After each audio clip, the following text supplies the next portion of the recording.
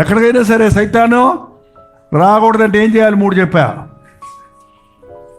ముందు సనక్కండి. 2 కోపడకండి, సనక్కండి. కోపం పెట్టుకోకండి. రోజు మా రుణస్తులు మేము క్షమించిన ప్రకారము.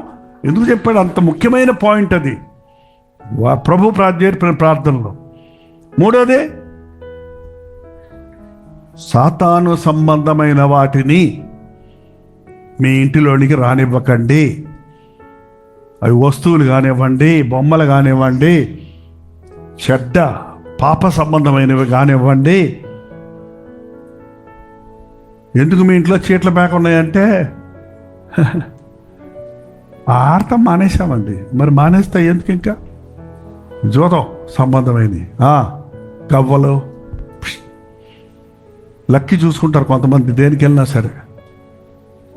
ఇవన్నీ శకునాలు చూడటం, ఇవన్నీ సాతాను సంబంధమైనవి. వాడికి నీ చెయ్యిచ్చావా నీ జుట్టు పట్టుకున్నట్టే.